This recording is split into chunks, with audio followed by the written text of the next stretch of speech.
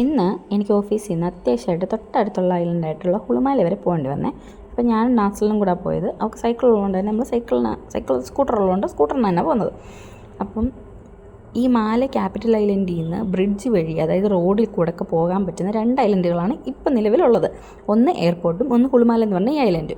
അപ്പോൾ നമ്മളിപ്പോൾ മാലയിൽ നിന്ന് ഇതായി കാണുന്നതാണ് ബ്രിഡ്ജ്. ഇത് ചൈന മാൽദീവ്സ് ഫ്രണ്ട്ഷിപ്പ് ബ്രിഡ്ജ് എന്ന് പറയും. കാരണം ചൈന മാൽദീവ്സിന് പണിത് കൊടുത്ത ബ്രിഡ്ജാണ്. അപ്പം ഈ ബ്രിഡ്ജ് കയറി ഇറങ്ങുമ്പം എൻഡിലാണ് എയർപോർട്ട് ഉള്ളത്. കാണുന്നതാണ് എയർപോർട്ട്. ഇവിടുത്തെ വഴി എപ്പോൾ നമ്മൾ പോയാലും നമുക്ക് ഒന്നെങ്കിൽ ടേക്ക് ഓഫോ ലാൻഡിങ്ങോ എന്തെങ്കിലുമൊക്കെ കാണാൻ പറ്റും. കാരണം ഇത്ര അടുത്തല്ലേ എയർപോർട്ട്. അതുകൊണ്ട് ഈ എയർപോർട്ട് കഴിഞ്ഞ് നമ്മൾ പോകുമ്പോഴാണ് ഹുളുമാല എന്ന് പറഞ്ഞ ഐലൻഡ് ഉള്ളത്. അപ്പം ഇവിടെ ഒരു ഷോപ്പിൽ നമുക്ക് പോകണമായിരുന്നേ. പോകുന്ന വഴി ഇവിടെ സീ പ്ലെയിനൊക്കെ ലാൻഡിങ്ങും ടേക്ക് ഓഫും ഒക്കെ നടക്കുന്ന സ്ഥലമാണ് ഇത്. എന്ത് ഭംഗിയാണെന്ന് നോക്ക്. അവിടുത്തെ വെള്ളം, ഇവിടുത്തെ ആകാശം, ഇതൊക്കെ ഭയങ്കര രസമാണ്. എനിക്ക് എപ്പോഴെങ്കിലും മൂഡ് ഓഫ് ആയിട്ടുണ്ടെങ്കിൽ ഞാൻ വെറുതെ ഇങ്ങനെ ആകാശത്തോട്ടൊക്കെ നോക്കിയിരിക്കും. ഭയങ്കര ഭംഗിയാണ് കാണാൻ. എപ്പോഴും നിറയെ ഈ പഞ്ഞിക്കെട്ട് പോലത്തെ മേഘമുണ്ട് ഇവിടെ.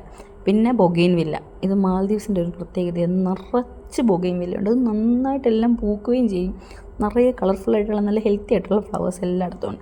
അപ്പോൾ ഇത് നമ്മുടെ ഓഫീസിൻ്റെ തന്നെ ഒരു ഷോപ്പാണ്. അവിടെ ഒരു ആവശ്യത്തിന് വന്നപ്പോൾ ഇവർക്ക് പുറകിലൊരു ചെറിയ സ്ഥലമുള്ളിടത്ത് ഒരു ഗാർഡനൊക്കെ സെറ്റ് ചെയ്ത് ഞങ്ങളെ കാണിച്ചപ്പോൾ ഞങ്ങളതൊക്കെ കണ്ട് അവിടുത്തെ ആവശ്യം കഴിഞ്ഞ് നമ്മൾ തിരിച്ചു പോകാം. ഇതോ കാണുന്ന ബസ് കണ്ടോ, അതാണ് ഇവിടുത്തെ ഡബിൾ ഡെക്കർ ബസ്.